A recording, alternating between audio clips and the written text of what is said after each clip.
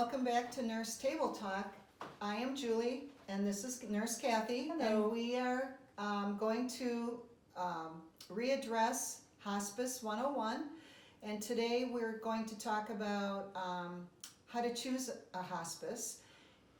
In our previous video, we gave you a lot of information. So today on Nurse Table Talk, we're going to keep it a little bit shorter. And Hopefully. and I'll be asking Kathy questions on how to select a hospice, that meets your family's needs.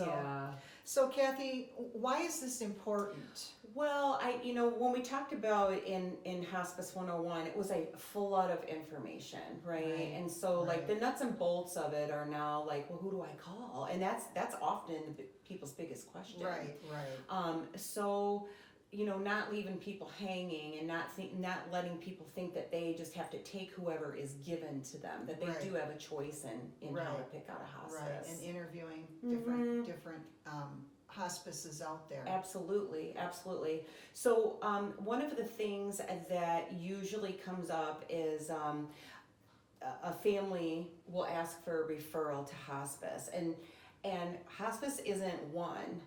Hospice can be, depending on how big your service area is, you can have the option of like 20 to 200 different area hospices. Which is good. It is good. It can be a little overwhelming because you really just don't know who to call. And a lot of times offices and different providers kind of favor one for whatever reason, and they'll just say, referral to this specific hospice. Because they might know the staff or they know how it works. But narrowing that search down could be helpful if somebody put a list together of what's important to them, right? Yeah, and absolutely. So what do you think should be on that list? I think there's quite a few things that need to be on the list, and again, very individual. On the list should be things like, what kind of communication style do I have? Do I want somebody coming to my house every day, or is a phone call okay? Would that be better for me? How easy is it going to be to talk my father, husband, sister into this? Do I need somebody with a super high level soft touch skill set, or do I need somebody who's a tank? I mean, everybody's so different. The reason that that's important is I always tell people, talk to your friends. What hospices did your mom, did someone use for their mother? Were they happy? What were their complaints? Were they disappointed? You're getting in a referral like that, or a recommendation like that is invaluable. And that's always maybe a first start. And absolutely. If that, you call them and you talk to them, you interview them over the phone. Interview them just like you would anybody else, a realtor, a primary care doctor. You want to make sure it's a good fit for what your needs are.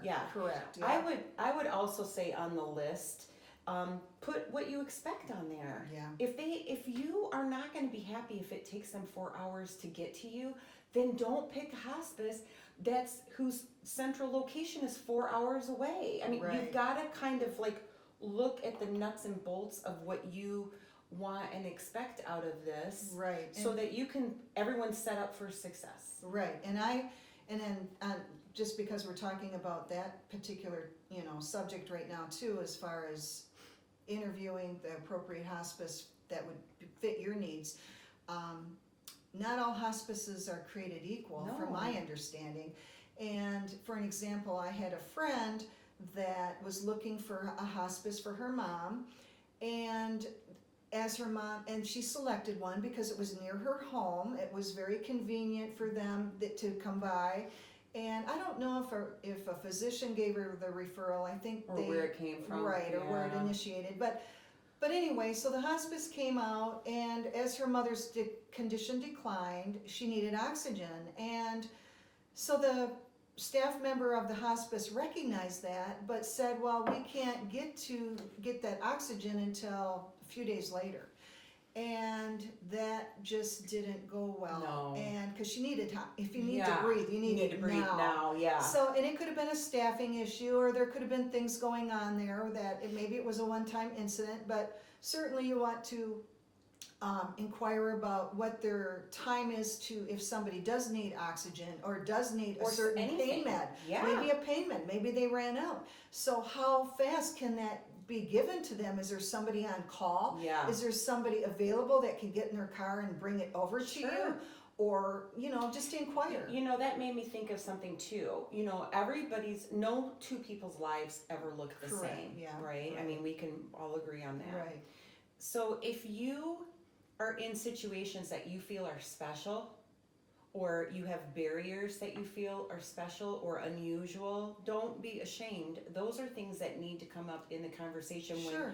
because you interview these hospices. You call Hospice A because your neighbor Lucy heard that they were great.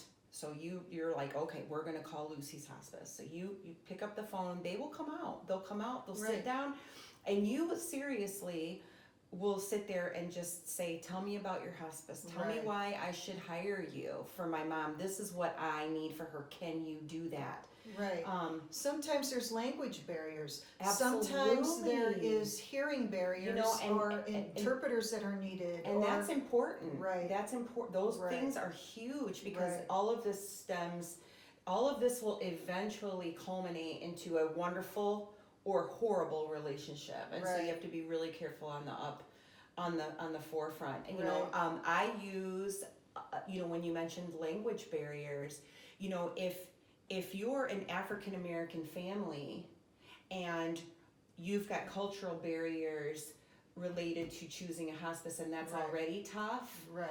maybe you would want a nurse who is also Black or a different ethnicity to come in and explain this to family members who are eventually going to have problems. I mean, this can be tailor-made for people depending on what they need. Right. And so you just really need to put those on your list, your top priorities. And again, not every hospice organization might have everything on that list, but maybe you can come close and maybe there can be solutions made and being proactive about the needs so that things can be researched for you so that you can get the best care that your loved one or your family support might need. And that's true in every facility situation. That's true in every situation. And people always have a choice. So don't let anybody tell you that you don't, because that is not how it works. A facility sometimes will have 3 to 7 hospices that come in. Because people want different things. They want one affiliated with their faith belief. They want somebody who's heavy on the volunteer aspects. It depends on what people want for their family member. And that was one of my next questions, like what are the settings? I know in our previous videos we've slightly touched on that because there was so much information. But again, maybe your loved one has a particular wish of where maybe they wish to have their end-of-life care in their own home. Maybe they wish to be surrounded by staff, professionals at a professional hospice facility. Different. And maybe they want to be there because and I know with COVID you have less people to be able to visit, but again, researching those types of facilities, subacute facilities are out there too where people do rehab. Sometimes they have beds that are designated hospice. Yeah, I mean they're everywhere. You just have to ask. Right. One of the things, and maybe this might be a good place to end this, is if you have 3 people who all tell you that they loved this hospice or they heard this was a good one, that's as good of a recommendation that you're going to get. If you have 3 people in your life that you trust and they all feel this one place was fantastic, that would be my that would be my first call. Yeah, and I would certainly be checking them out as well away. So the last thing too is that just because you make a decision, if you regret the decision and it wasn't a good one for you, and you have your loved one in for a couple of weeks and you're already just you were down to 2 and you pick the one at the top Right. and it's not going well, Right. rather than fire them right away, all of these people have people. And we would like you to call and say, you know, my needs aren't being met, because if your needs aren't being met, you can disenroll with that hospice and the very next day sign up with number 2 that you picked. That's so you're good. never stuck. And that's good information to know. But Yeah.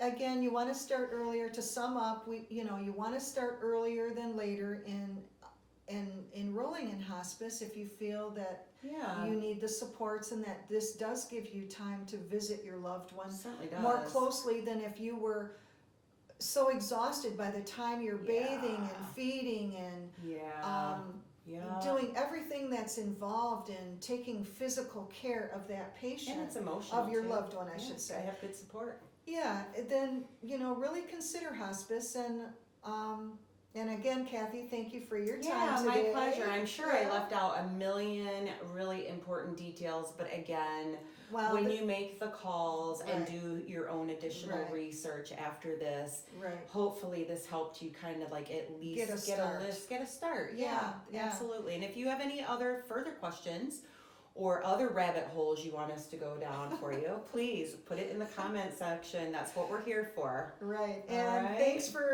for choosing to watch our Nurse Table Talk today, and we look forward to seeing you on our future episodes. All right. Thanks so much. Bye. Talk to you soon. Like the content you just watched? Hit the like button or hit subscribe here. If you want to be notified of any future videos, please ring that bell. If there's any topic you'd like to see discussed, leave us a comment in the comment section. Nurse Table Talk. Save time, save money, be informed. Thanks for watching.